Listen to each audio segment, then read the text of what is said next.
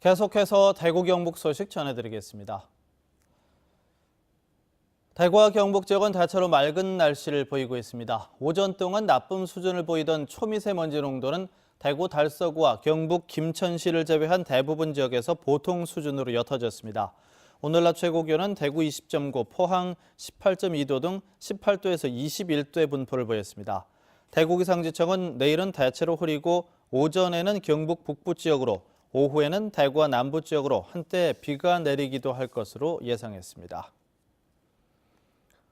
자유한국당 이재만 전 최고위원이 저지른 불법 선거운동에 지방의원들이 대거 관여한 사실이 경찰 수사에서 드러났습니다.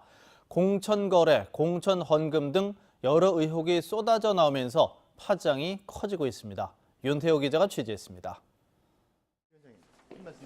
지역 정치권은 자유한국당 이재만 전 최고위원의 선거법 위반 사건을 공천 거래로 보고 있습니다. 형사 입건된 김병태, 서호영 대구시 의원이 이 전 최고위원의 불법 선거 운동을 도운 대가로 한국당 공천을 받았다는 겁니다. 내가 조작하는데 깊숙이 관여한 거지. 경선때 나를 도와주면은 공천 주겠다는 거하고 똑같은 거지.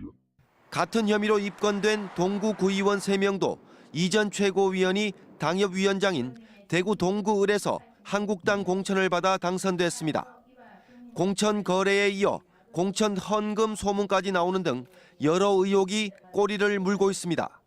이런 가운데 구의원 1명은 압수수색을 받기도 했습니다.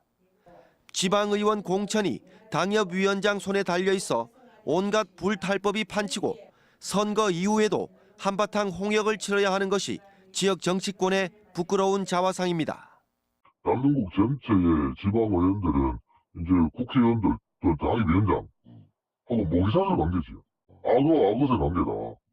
이렇게 당선된 지방의원들은 당협위원장의 지역구를 관리하는 하수인 노릇을 하고 또다시 공천을 받아 생명을 연장합니다. 뽑아준 유권자는 안중에도 없습니다. 공천을 주는 사람들만 바라보고 있는 이런 어떤 현상이 지금까지 계속되고 있고 지역 정치에 대한 혐오를 주는 이런 어떤 대표적인 사건이다 이렇게 보여집니다.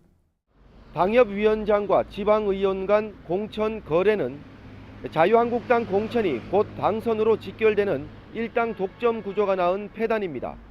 자유한국당이 이번 선거법 위반 사건을 엄중히 봐야 하는 이유입니다. MBC 뉴스 윤태호입니다. 보이스피싱 피해는 성별도 나이도 직업도 없다고 하는데요. 이번에는 전직 경찰관입니다. 평소 보이스피싱 수법을 익히 알고 주의를 기울여 왔다고 하지만 은행 직원들의 기지가 아니었다면 꼼짝없이 당할 뻔했습니다. 최보규 기자입니다. 모자를 쓴 남성이 은행 안으로 들어옵니다. 가입한 지 2달 된 정기예금 중도 해지를 해달라는 이 남성. 휴대전화를 수시로 들여다보고 돈의 사용처를 묻자 머뭇거립니다. 수상히 여긴 은행 직원이 보이스피싱을 당하고 있는 것 같다며 휴대전화를 보여달라고 하지만 남성은 오히려 돈을 빨리 달라고 재촉합니다. 결국 옆 창구 직원의 신고로 현장에 도착한 파출소 직원이 A씨를 설득하자 그제야 보이스피싱을 당했다는 사실을 깨닫습니다. 자금을 뚜렷하게 사용하는 목적이 없었고 또 긴장한 모습이 여력해 보였고요. 통화를 계속하는 걸 보고 이게 보이스피싱이라는 걸 확실하게 진작. 1,400만 원 상당의 전화 금융 사기를 당할 뻔한 이 남성은 전직 경찰관 70대 A씨. 검찰이라고 속인 수학이 넘어 남성은 우체국 계좌로 통장에 돈이 빠져나가고 있다며 현금을 모두 찾으라고 요구했습니다.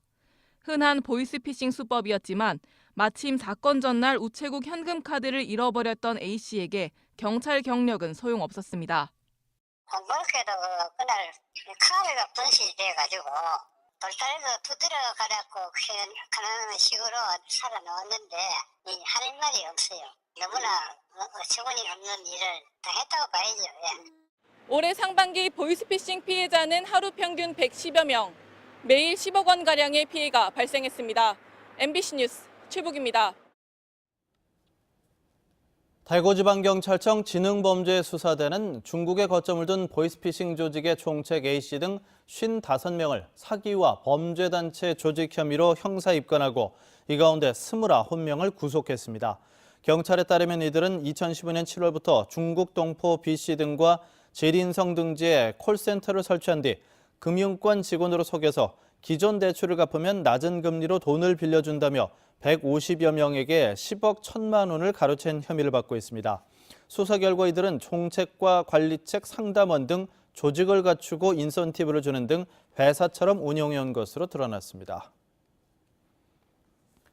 대구시 내년도 예산안이 8조 원을 처음 넘어섰습니다. 대구시는 2018년 예산에 비해서 7.8%가 늘어난 8조 3,318억 원 규모의 2019년도 예산안을 편성해 시의회에 제출했습니다. 대구시는 지역 일자리 창출 예산을 올해보다 25% 많은 2,728억 원으로 편성했고 미래형 자동차, 첨단 의료, 물산업 등 5대 미래 신산업을 육성하고 스마트시티를 조성하는 정책에 1,755억 원을 배정했습니다. MBC 뉴스를 마칩니다. 고맙습니다.